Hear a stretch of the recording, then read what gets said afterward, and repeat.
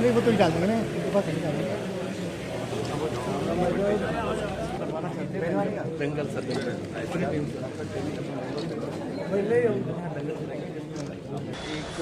जनवरी 2024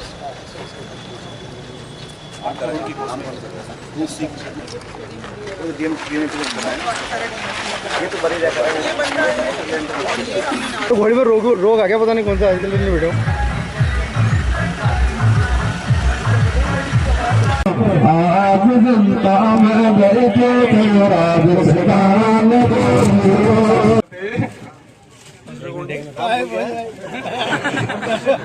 बहुत बहुत स्वागत जी। और हंसा देवी जी मीना रामकेश जी मीना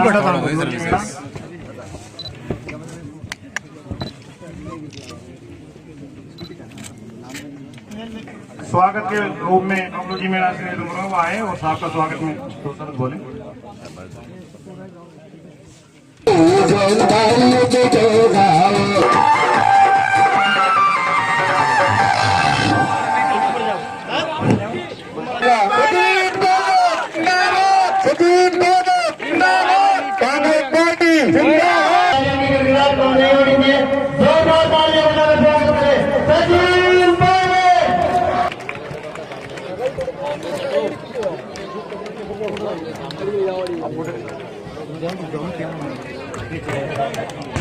यहाँ के सरपंच मुकेश जी गुजर जो मंडल अध्यक्ष थे उनसे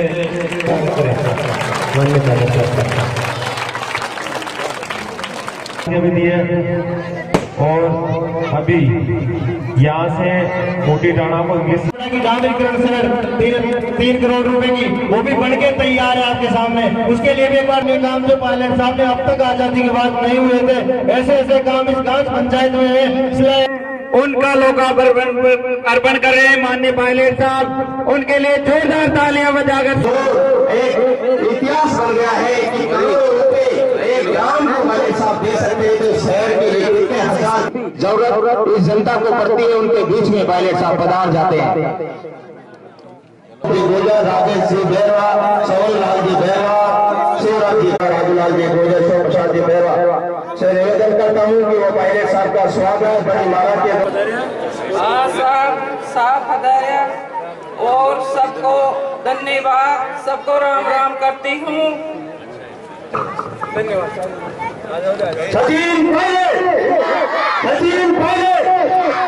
सचिन पायलट साहब आपको संबोधित कर रहे हैं और कुछ ही क्षणों में लोकार्पण भी किया जाएगा। और पायलट साहब ने जो बम्बोर की धरा को दिया है, बम्बोर का नाम रोशन किया है, उसके लिए सभी ग्रामवासी उनका हार्दिक अभिनंदन करते हैं, स्वागत करते हैं। और पायलट साहब की लोकप्रियता हमारे बीच में इसी प्रकार बरकरार है। रामसाई जी बेरवा वो भी मंच पर पधारे, पायलट साहब उनका भी स्वागत करेंगे क्योंकि उनके बच्चे ने देश में नाम रोशन किया है।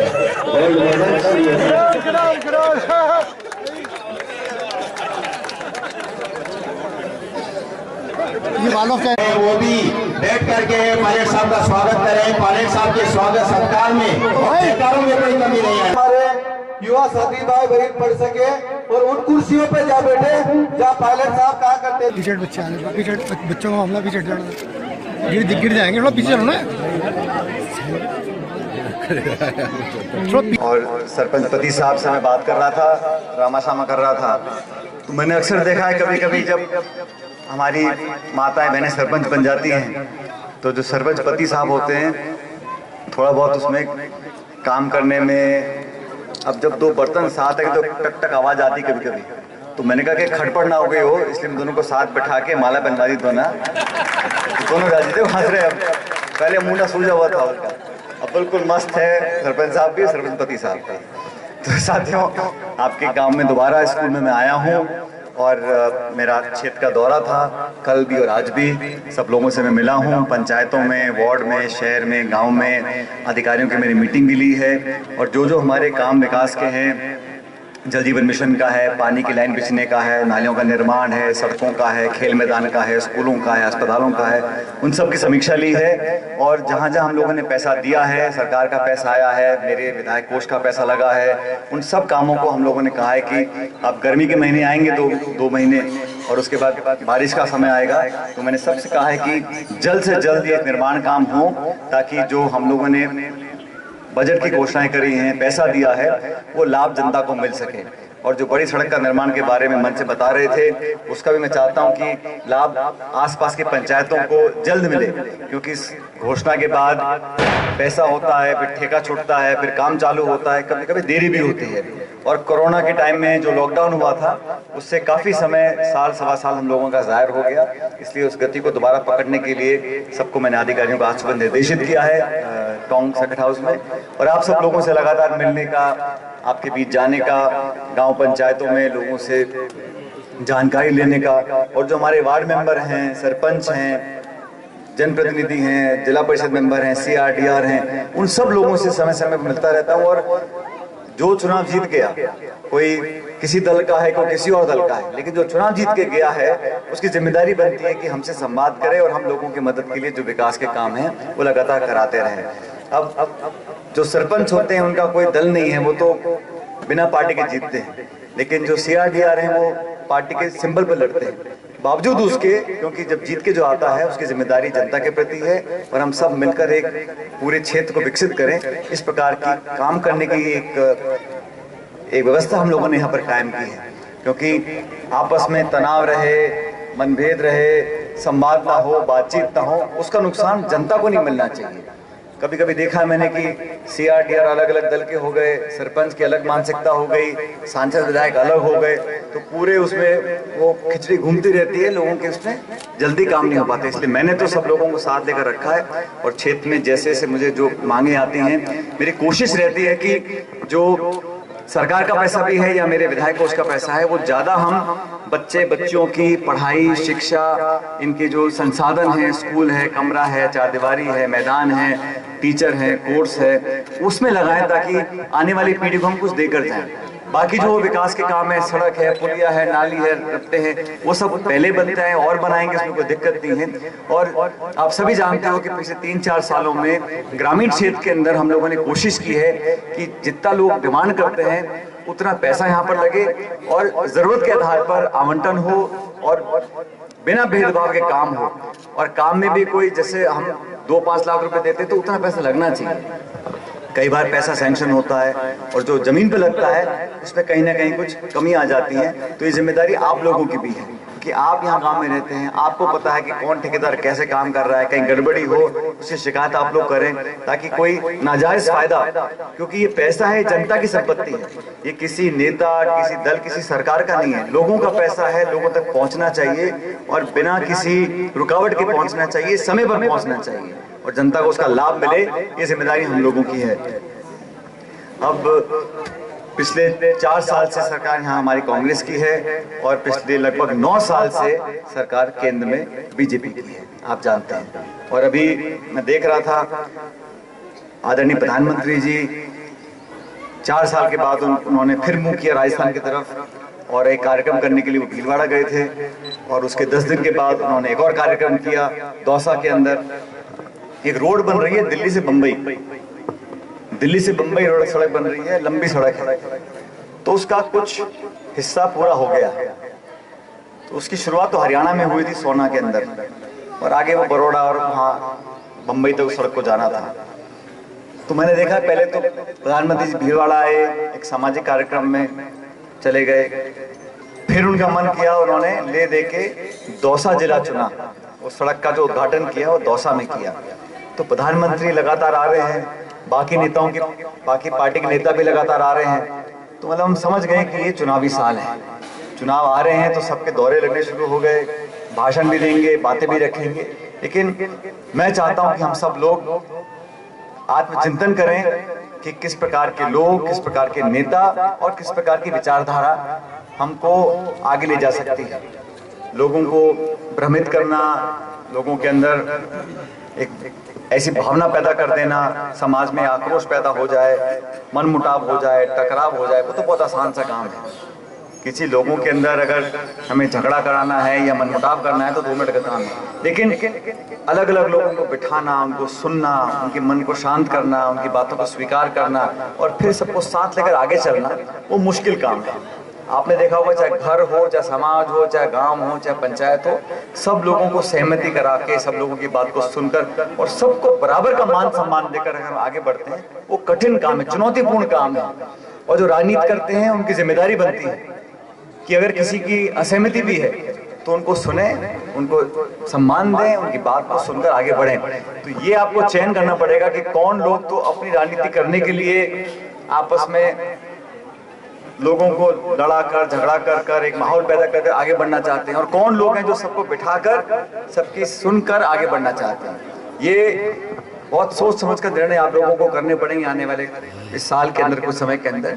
मेरा मानना है कि हम तो विकास को लेकर और क्षेत्र में कहीं कोई उंगली ना उठा पाए कि हमारे साथ भेदभाव किया है या पक्षपात किया है या हमको न्याय नहीं मिला या जानबूझकर अन्याय किया गया है। ये परीक्षा होती है जनप्रतिनिधि की। आप अगर किसी का भला सबका नहीं कर पाते तो चलकर किसी का बुरा करोगे तो ये नीली छतरी वाला सब देखता है। हम लोग एक दूसरे को झूठ बोल सकते हैं, लेकिन हमारी अंतरात्मा जानती है हमने क्या किया है, और उसके ऊपर कोई नहीं, ऊपर वाला देख रहा है। तुम उसको सबका बेवकूफ बना सकते हो, सबको झूठ बोल सकते हो, लेकिन ऊपर वाला सबको देख रहा है। तो हम किसी सब लोगों का, सबका एक साथ भला भी नहीं कर पाए तो किसी का चल के बुरा करें, ये मैं समझता हूँ जनप्रतिनिधि को ये पाप नहीं करना चाहिए। और मुझे खुशी है कि जिले के अंदर, क्षेत्र के अंदर आप सबके सहयोग के साथ हमने पिछले 4 सालों के अंदर एक ऐसा माहौल बनाया है कि जहां पर सब के विकास के काम भी हुए हैं, लेकिन कोई किसी को ये मनमुटाव नहीं होगा कि हमारे साथ यहाँ पे नाइंसाफी हुई है या भेदभाव किया गया है या पक्षपात करके हमको टारगेट किया गया है। सबके साथ न्याय करने की हमने कोशिश की है और विकास इस क्षेत्र में जितनी ताकत हम में थी पूरी ताकत हमने लगाई है। आप लोगों ने भी देखा होगा इन गाँवों के अंदर पहले इतना विकास शायद नहीं हुआ हो जितना पिछले 4 साल में हम लोग करने की कोशिश कर चुके हैं। आने वाले समय 11-12 महीने का बचा है, इसमें और हम लोग काम करेंगे। और मैं तो 2-3 बार स्कूल में आया हूँ, हर बार जब आता हूँ तो आप लोगों से, बच्चों से, नौजवानों से, बुजुर्गों से मिलने का मुझे मौका मिलता है, सबसे बात करता हूँ और जो आवेदन आप मुझे देते हो सब पर हम कार्रवाई भी करते हैं। अभी मुझे बताया कि यहाँ पे स्कूल में बच्चे पढ़ते हैं, कमरे बने हुए हैं, लेकिन एक लाइब्रेरी, एक पुस्तकालय का एक आप यहाँ पर निर्माण चाहते, सभा घर पुस्तकालय जो भी है, तो मैं अपने विधायक कोष से 15 लाख रुपए का एक बहुत बढ़िया यहाँ पर पुस्तकालय और एक लाइब्रेरी बनाऊंगा ताकि बच्चे वहाँ पढ़ सकें और सभागार का इस्तेमाल कर सकें। तो इंफ्रास्ट्रक्चर अच्छा होगा स्कूलों को, कॉलेजों का, तभी वहाँ अच्छी पढ़ाई कर सकते हैं। और लेकिन एक बात बताना चाहता हूँ, यहाँ पता नहीं मार्ट साहब कहाँ गए, हम बैरवा साहब, स्कूल कितना अच्छा बना लो, कितना अच्छा ब्लैक बोर्ड लगा लो, कितना महंगा फर्नीचर लगा लो, अगर अध्यापक और टीचर और मास्टर अच्छी शिक्षा नहीं देंगे तो बच्चों को वो शिक्षा का वरदान पूरा नहीं मिलेगा।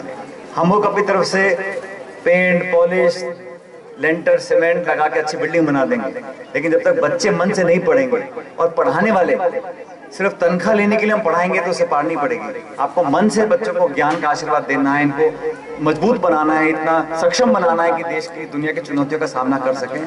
तो वो रिश्ता जो होता है शिक्षक का और बच्चों का, वो हमेशा एक बहुत ही, मैं समझता हूँ, एक अद्भुत रिश्ता है। और ये इसको आप अगर जितना गंभीरता से समझेंगे कि आज हमारे बच्चे पढ़ रहे हैं, आज से 5-7 साल के बाद इन्हीं हमारे बच्चों में से निकलकर कोई बहुत ऊंचे पद पर बैठेगा, कोई अधिकारी बनेगा, कोई कलेक्टर बनेगा, एसपी बनेगा, कोई नेता बनेगा, कोई कुछ भी बनेगा, तो अपने आप इन गाँवों के विकास होंगे। इसलिए शिक्षा का जोर मैं हमेशा देता हूँ। चिकित्सा, शिक्षा पहली प्राथमिकता है। समय समय पर लोगों से आप सबसे मिलते रहें, आपका आशीर्वाद मिलता रहे। और आप जानते हो राजनीति का जो रास्ता है, राजनीति की डगर आसान नहीं होती, इसमें बहुत से हिचकोले आते हैं, कुछ ऊपर आता है, कुछ नीचे आता है, समय के साथ साथ बदलता रहता है, लेकिन जनता के बीच में सबसे बड़ी पूंजी, सबसे बड़ी ताकत और सबसे बड़ा जो हमारे आशीर्वाद है वो जनता का भरोसा है, लोगों का भरोसा है, लोगों की ताकत है। आज लोकतंत्र में कोई पद पे बैठ के बड़ा नेता नहीं बनता, पद पे तो बहुत से लोग पहले बैठे थे, आगे बैठेंगे, लेकिन जनता के दिल और दिमाग में जो राज करता है, लोगों के मन में जो बसता है, उसी को मैं नेता बोलता हूँ। इसलिए आप लोगों के बीच में हम लोगों ने इस प्रकार के काम करने की कोशिश की है कि हम आपके मन को जीत सकें। क्योंकि वोट तो आप देते हो, सरपंच को देते हो, सीआर को देते हो, डीआर को देते हो, विधायक को, सांसद को साल में 4-5 बार वोट पड़ते हैं, लेकिन लोगों के साथ एक आत्मीयता का संबंध बना रहे, लोगों के दुख दर्द में हम शामिल रहें। आपका दुख मुझे, मेरा दुख लगे, और मुझ पे कभी कुछ दुख आए तो आप लोगों को लगे कि हमारा कुछ हो रहा है। ये जो संबंध होता है, ये इतना कीमती संबंध है कि ये बहुत आसानी से बनता नहीं है, और हर संबंध बनाना पड़ता है। संबंध दो लोगों का, दो घरों का, दो गांवों का, दो रिश्तेदारों का तब बनता है जब दोनों तरफ से पहल होती है। और आप लोगों का मैं कोटि कोटि आभार व्यक्त करना चाहता हूं कि जब से आप लोगों के बीच मुझे काम करने का मौका मिला है, आप सभी लोगों ने, 36 कौम के लोगों ने दोनों हाथों से आशीर्वाद दिया, पूरा प्यार और ताकत दी है। इसलिए मैं भी कभी कमी छोड़ता नहीं आपके हक, आपके अधिकार, आपकी बात को रखने के लिए। और आने वाले समय में जब जब जहां जरूरत पड़ेगी, दुगनी ताकत के साथ, आपका चाहे बम्बोर पंचायत हो, चाहे बाकी इलाका हो, हमेशा आपके लिए हम खड़े रहेंगे। विकास में कोई कमी नहीं आएगी। ये काम पूरा करा लो, 15 लाख रुपए का कम पड़ेगा, मैं और पैसा दूंगा, लेकिन बच्चों की पढ़ाई में हम कोई कमी नहीं आने देंगे। आपको आश्वासन देकर जाता हूँ। हमेशा की तरह आपने स्वागत सम्मान किया, उसका मैं बहुत आभार व्यक्त करता हूँ। और ये आपका प्यार और स्नेह ये हमेशा बना रहे, ये परमपिता परमेश्वर से दुआ करता हूँ। बहुत बहुत शुक्रिया। जय हिंद।